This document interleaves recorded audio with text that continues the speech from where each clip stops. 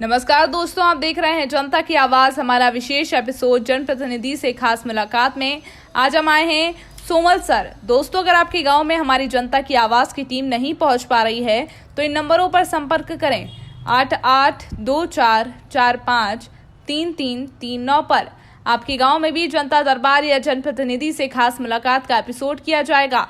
बीकानेर जिला मुख्यालय से 65 किलोमीटर दूर ग्राम पंचायत सोमलसर पंचायत समिति नोका है। यहाँ के सरपंच प्रियंका को चुनाव में 163 वोटों से विजयी मिली।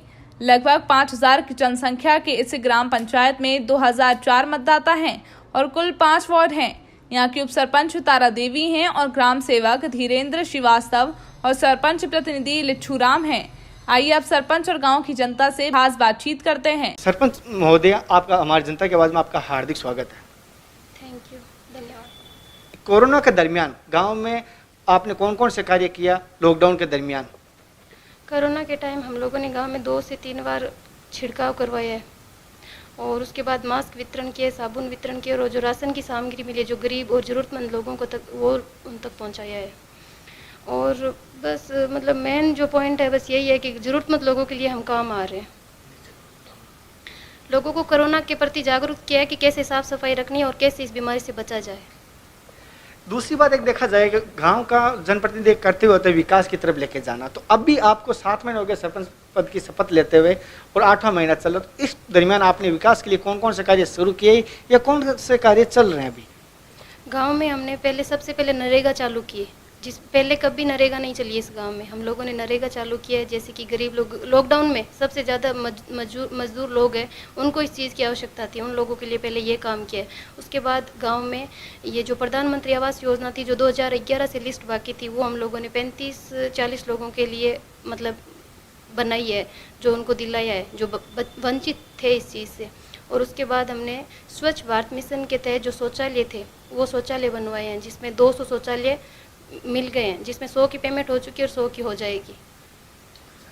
एक और बात जानना चाहते हैं, जैसे कि अभी हर जगह देखा जा रहा है कहीं कहीं गोचर भूमि में भूमाफिया का कब्जा है, क्या आपकी ग्राम पंचायत में ऐसा कुछ दिखाई दे रहा है, आपको नजरों में आया? काफ़ी पुराने टाइम से गोचर में कब्जा है पंचायत। एक और बात जानना चाहता हूँ, जैसे कि शिक्षा का जीवन में अहम हिस्सा होता है, शिक्षा के बगैर जिंदगी में अंधकार होता है, तो आप शिक्षित हो, तो मैं एक जानना चाहता हूँ आपकी ग्राम पंचायत में किस प्रकार की शिक्षा की व्यवस्था है या आपकी क्या सोच है?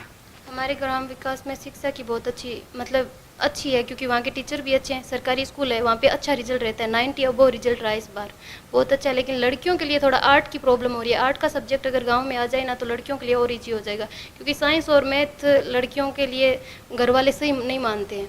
तो इसलिए गाँव में बस एक आर्ट सब्जेक्ट की ज़रूरत है, अगर वो हो जाए तो लड़कियों के लिए बहुत ज़्यादा ईजी हो जाएगा। एक और बात है, गांव के विकास की हम बात करते हैं, रोडों की दिमाग में आती है, गांव की रोड अहम होती है। जैसे कि आपके गांव में देखा जाए रोड की थोड़ी गांववासियों ने कुछ समस्या बताई थी, तो इस प्रकार आप क्या कहना चाहोगे?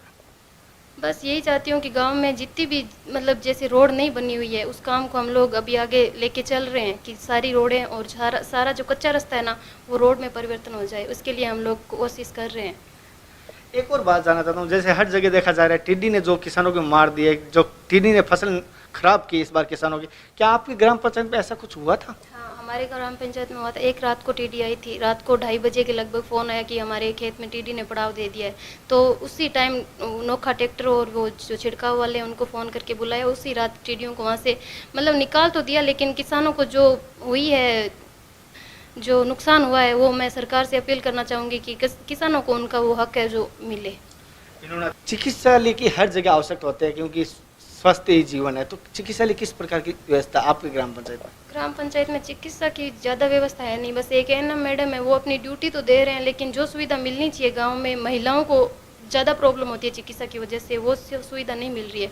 और मैं चाहती हूँ कि जो सुविधा महिलाओं को इस गांव में मैं दिला सकूँ वो ज़्यादा से ज़्यादा चिकित्सा के द्वारा चिकित्सा का हो जाए इस गाँव में। जैसे ज़्यादा नहीं, क्लिनिक भी खुल जाए स्वास्थ्य के लिए, वही काफ़ी है। बस उसके लिए हम कोशिश प्रयास रहेगी कि काम हो जाए। एक जैसे आप महिला हो, तो महिलाओं को अहम किस प्रकार आप दर्जा देना चाहते हो? महिलाओं को लेकर आप किस प्रकार महिला जागरूक है आपके ग्राम पंचायत में? हमारे गांव में महिलाएं काफ़ी जागरूक है। जैसे सहायता समूह से जुड़ी हुई है, जो अपनी समूह बना रही है, काम निकाल रही है। 200-300 महिलाएं हैं जो समूह से जुड़ के अपना काम कर रही है। मैं उनके जो भी मेरे से मदद चाहेगी मैं उनके लिए तैयार रहूँगी। दूसरी बात, जैसे एक स्वच्छ भारत अभियान के तहत आपने कोई गांव में सुलभ शौचालय या ऐसा कुछ अभियान चालू किया? सार्वजनिक शौचालय बनाए हैं हमने गांव में। बस वही है कि शौचालय जो बनना चाहिए वो तो बना दिया है, अब जनता उसको अच्छे से यूज करे, उनका पालन करे, साफ सफाई का ध्यान रखे, वही है।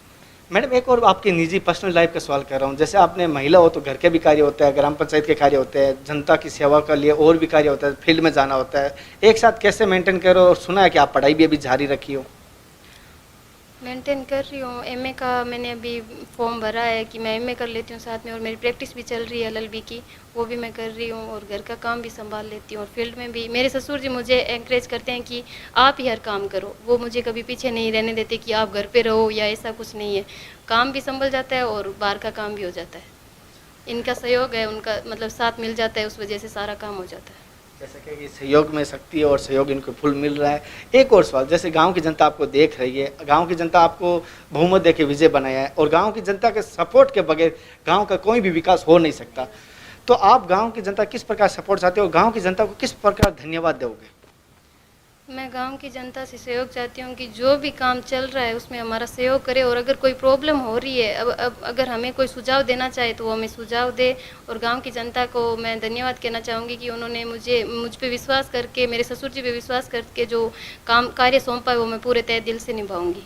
उन्होंने कहा जो हमें विश्वास किया है वो अब 100% निभाएंगे और गाँव का विकास के लिए इनका करते हुए रहेगा।